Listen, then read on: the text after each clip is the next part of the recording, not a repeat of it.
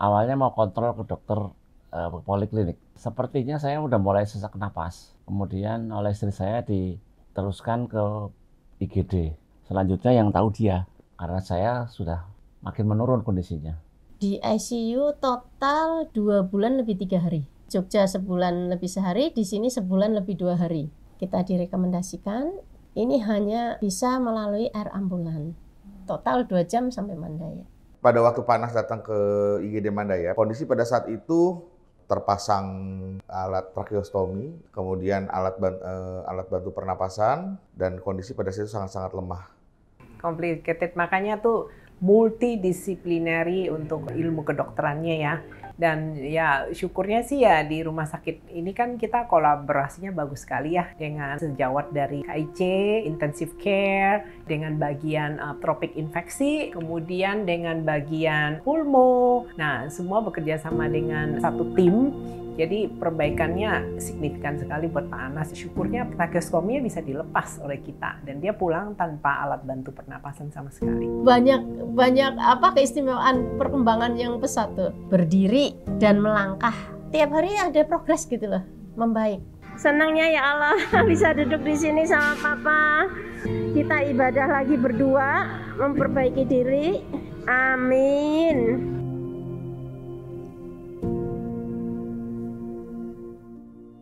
Awalnya saya sakit itu masih di Jogja posisi.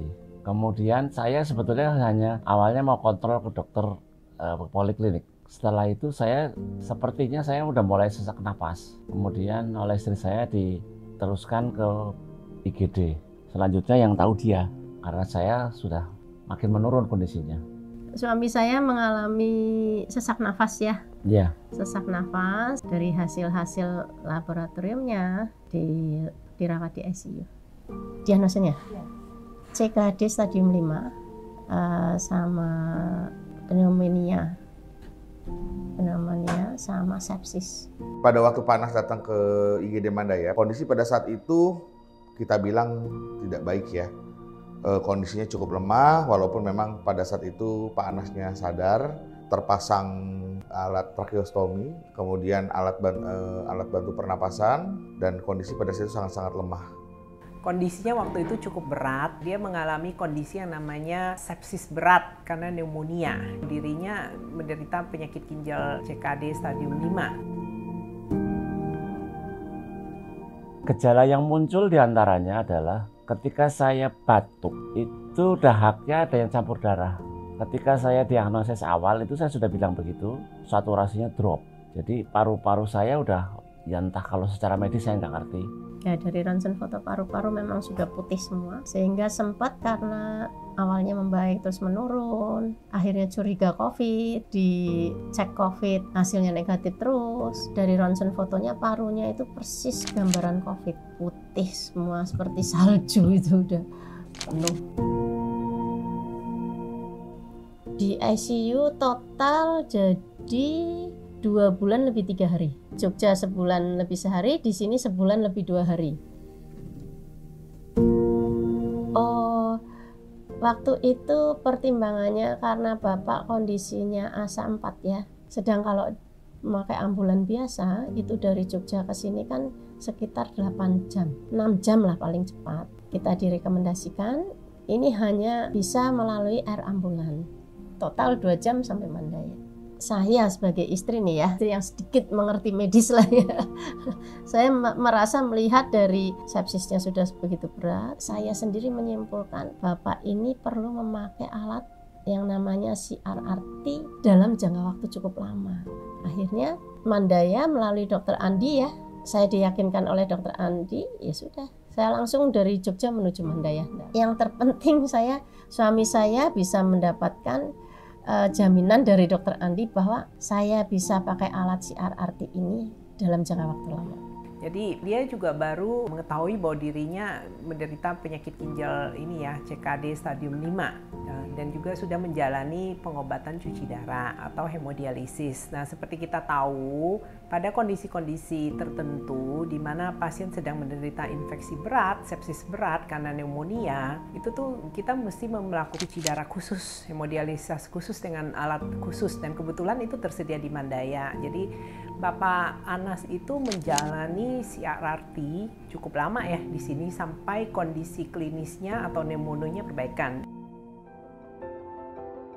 Complicated, makanya tuh multidisiplinary untuk ilmu kedokterannya ya. Dan ya syukurnya sih ya di rumah sakit ini kan kita kolaborasinya bagus sekali ya dengan sejawat dari IC, intensive care, dengan bagian tropik infeksi, kemudian dengan bagian pulmo. Nah, semua bekerja sama dengan satu tim. Jadi perbaikannya signifikan sekali buat Pak Anas, biarpun memerlukan waktu yang cukup lama. Jadi selama di ICU yang saya alami kan saya sudah mulai sadar. Di ICU di Mandaya ini saya kan fasenya banyak banget. Jadi yang mulai kakinya sakit, sepsis, susah tidur, makan nggak bisa, keluar terus. Jadi benar-benar ujian saya berat banget. Ujian istri saya apalagi. Ini sakit, naik ke sini, akhirnya ya itu sudah dilalui lah. Selama sebulan di ICU saya sendiri. Yang namanya selang itu, wow, ya banget. Mesin bunyinya itu udah kayak Musik. wah, gak bisa tidur, nyaris gak bisa tidur. Tidur itu kalau tertidur, perawat tuh saya panggilin terus. Sungguh, puncak-puncaknya penderitaan itu ya itu saat itu.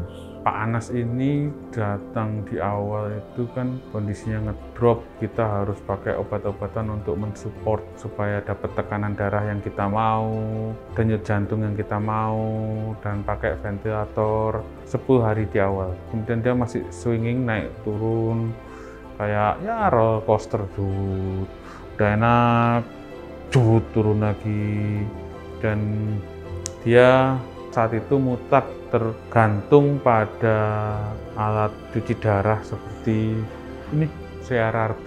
Kita gunakan cuci darah model continuous renal replacement therapy. Direncanakan itu cuman 5 hari pertama, tapi ternyata kondisi pasien nggak memungkinkan, nggak pakai gitu, akhirnya ya pakai gini sampai sekitar 30 hari.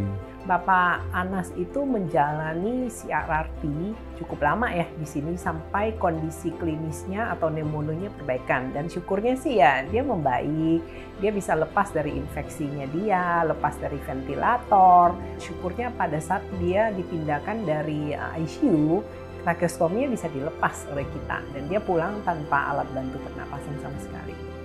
Hari kemarin tuh banyak keistimewaan perkembangan yang pesat tuh. Satu, Bapak bisa tilting selama 14 menit. Habis itu bisa berdiri dan melangkah. Tiap hari ada progres gitu loh, membaik. Lihat ke kafe, antri, beli teh, terus ke aroma rempah. Di situ 1 jaman lah itu. Udah perkembangan yang luar biasa buat saya itu udah. Senangnya ya Allah bisa duduk di sini sama Papa. Senangnya gimana Pak? Senangnya? Alhamdulillah ya Pak, disyukurin udah sampai titik ini ya. Mudah-mudahan cepat pulang.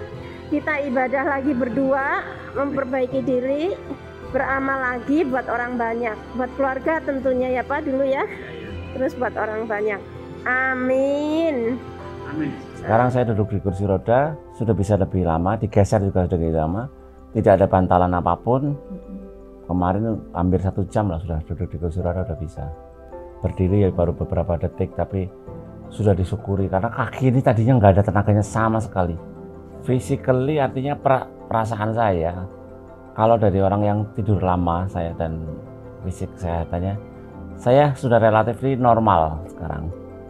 Cuma sebagai orang sakit yang udah tidur lama, saya perlu penyesuaian cukup panjang karena ini benar-benar tinggal fisik saya yang menyesuaikan. Latihan jalan, latihan duduk, itu aja. Itu yang akan makan waktu mungkin hari, minggu, bulan, dan itu bertahap. Tapi alhamdulillah cepat, maksudnya bagus Iya. perkembangannya.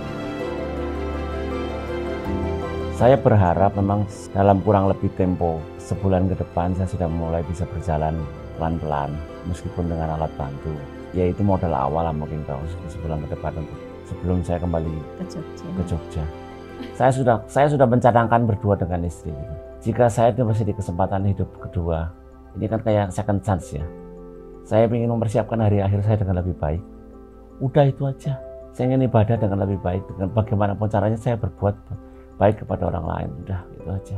Banyak sekali orang yang tidak menyangka, bahkan dokter yang menerima saya pertama kali bisa terharu melihat saya kondisinya seperti sekarang ini sampai keluar meneteskan air mata. Karena bagi Tuhan tidak ada yang tidak mungkin.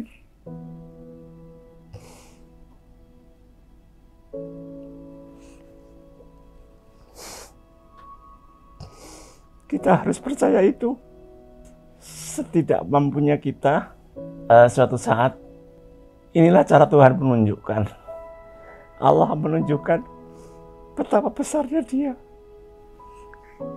Mohon maaf saya agak terharu karena ya cukup jarang orang yang mempunyai kesempatan hidup seperti saya. Dan saya tetap berterima kasih kepada istri saya yang sudah berusaha sedemikian rupa sehingga saya masih bisa dalam kondisi seperti ini. Ya, harapan saya tetap semangat, jangan putus asa buat Pak Anas, dan ya istrinya dan keluarganya sangat sekali mendukung Pak Anas ya.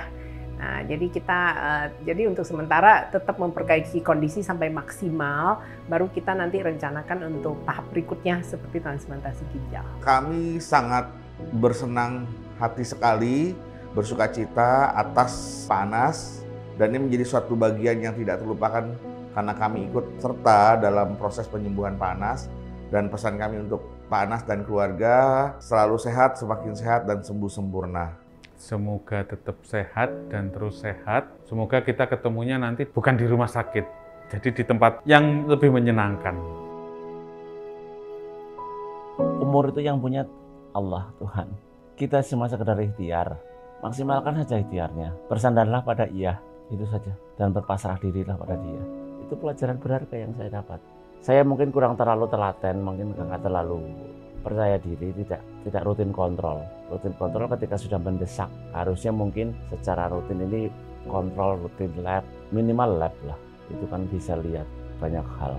Itu yang terlewatkan, tapi buat apa disesali, saya sudah sampai di sini posisinya.